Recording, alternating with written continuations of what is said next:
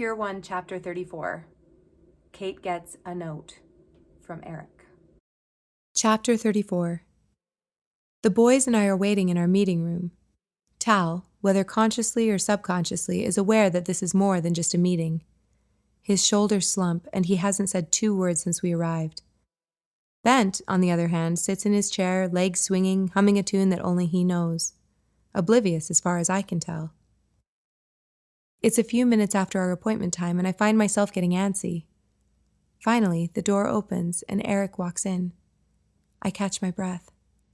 He looks awful. He's thin, with dark shadows under his eyes, his face almost ashen.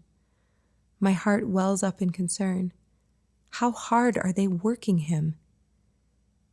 Bentley runs and hugs him tightly around the thighs. Tal walks forward with his hands in his pockets, slightly hesitant, but Eric reaches out and grabs his shoulders, pulling him in, squishing Bentley in the process. They all laugh and fall against the wall. Eric has tears in his eyes, and I realize so do I. He looks up at me, and time seems to stand still for a minute. His eyes are desperate and almost animalistic in their intensity.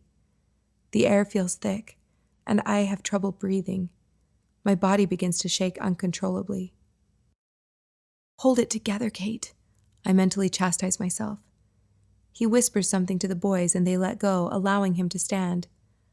Walking forward, he nearly crushes me with his embrace. His stubbled face seems to become a part of me, pressed so tightly between my neck and shoulder.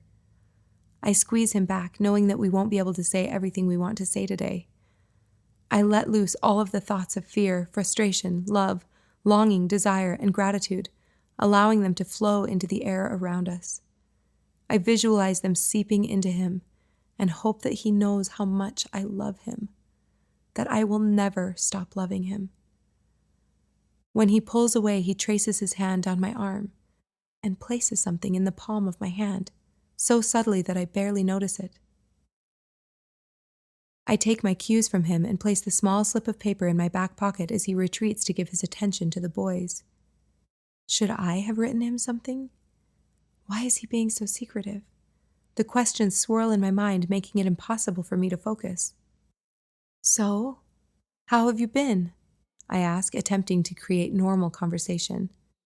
When I speak, it's as if I have broken down any last defenses Eric may have had. A sob escapes his lips, and he has a difficult time composing himself. My body is frozen, watching him break. I have never seen him like this.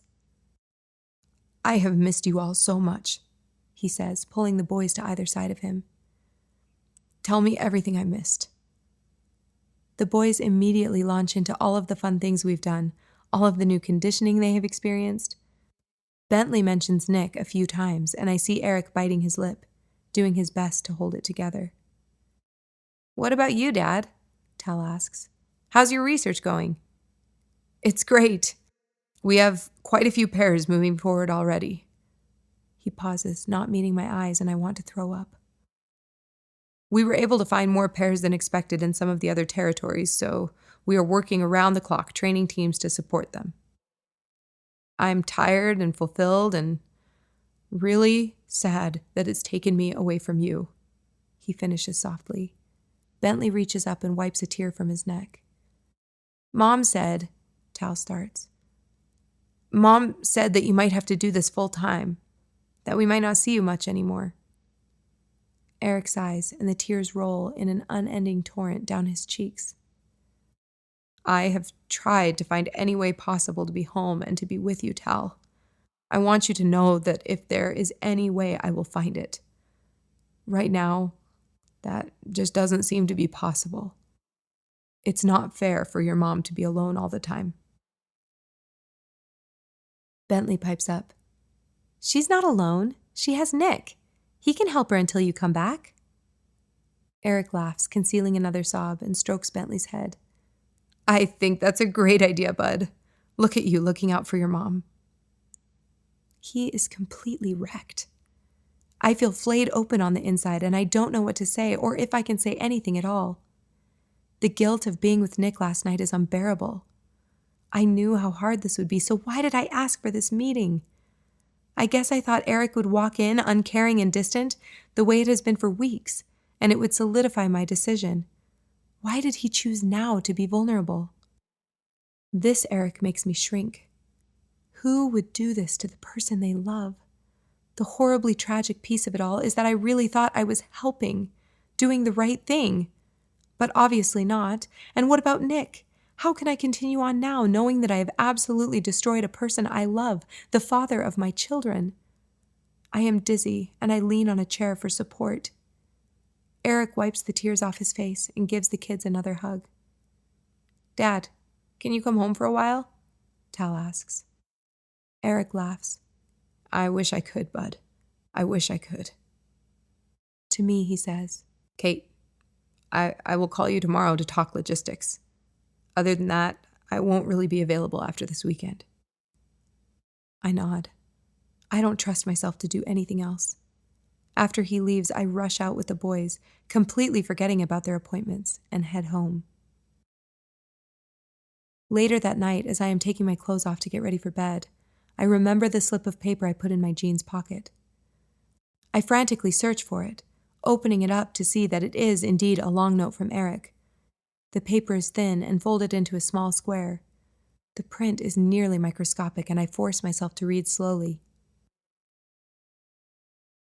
"Kate, I can't do this. I know you might be decided, but I have to try. If you have moved on with Nick, I respect that. If you are undecided, I plead with the intensity of a broken man. Please come with me. I don't know where we'll go or what we'll do, but I want it to be together. I have had plenty of time to think about my options.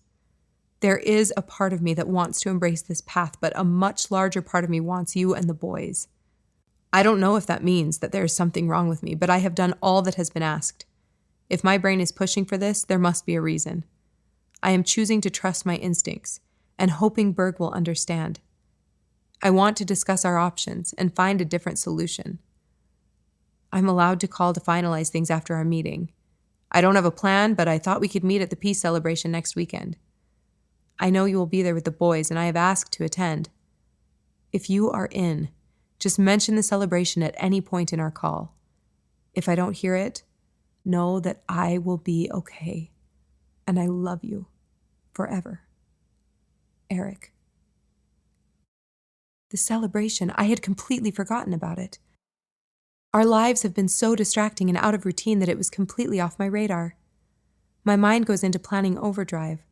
I need to prepare our traditional meal with the boys and see which activities they want to attend. They usually love the shows and live music.